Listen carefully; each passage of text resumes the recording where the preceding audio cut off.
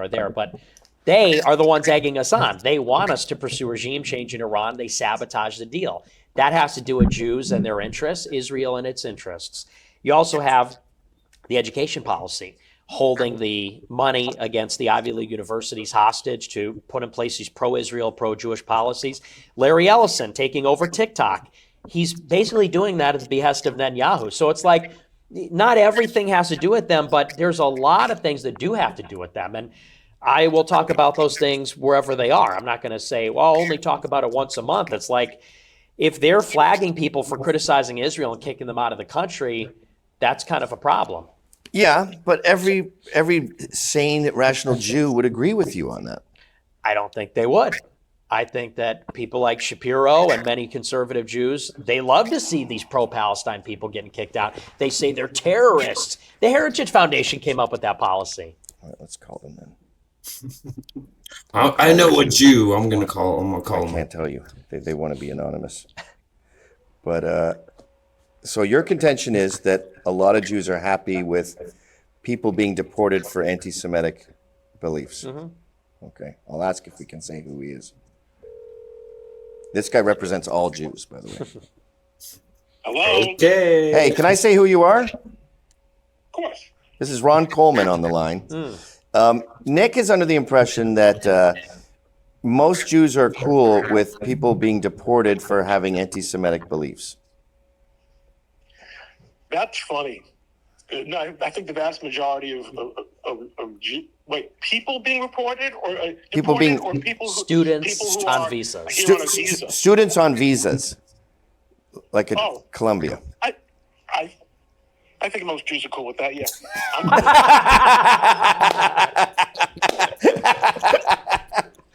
All right. Thanks for calling. Fail. That was a big L. Oh my God. It surely can't get worse now, can it?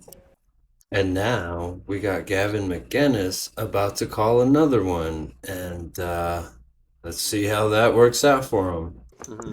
So I just see him as a Marxist saboteur with tons of money. But even religious Jews, they will look at secular Jews as like their wayward, This is people. the core of our disagreement. I totally fundamentally, everything else I'm like, I see what he's saying, maybe I go, but that is like a thump. That's a wall between us.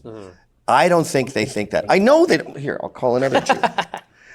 Like, Jews fucking hate George Soros and feel no kinship with him whatsoever.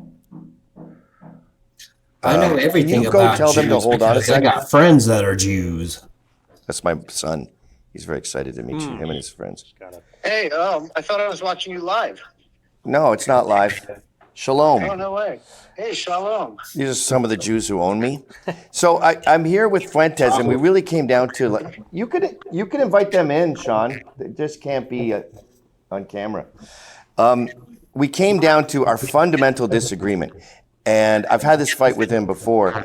He believes that, like, even rabbis, Republican Jews, Orthodox Jews, they still feel an affiliation and a bond with someone like George Soros because he's an ethnic Jew and they're of the same cloth, in a sense.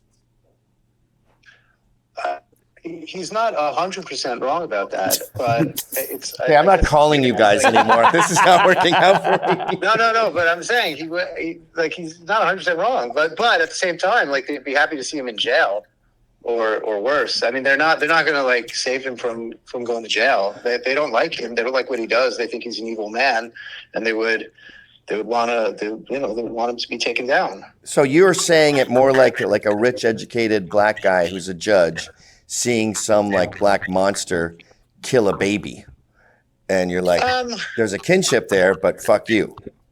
No, I think that it's more like a father turning in his son, who he knows committed a crime or something, but not even like that. But I think that That's exactly what Nick just explained to him. even closer. I think it's. So Soros is your son in that analogy. The prodigal son. Yeah, the prodigal Soros is my son. son. I'm 200 years old, and so. Yeah, well, if there's one thing I've learned in this debate, it's not to call Jews. Jesus Christ, Gavin is such a big idiot. He doesn't even know what he's talking about. And the actual the beginning of the episode, Nick was giving stats and facts, and then Gavin's all like, "Well, I got friends that are Jews." It's like, dude, that's not evidence. That's nothing.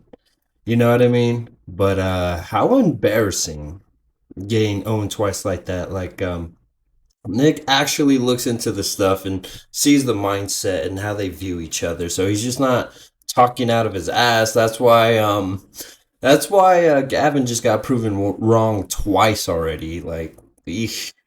I mean, they could call Nick racist or anti-Semitic, but they can never call him wrong, guys.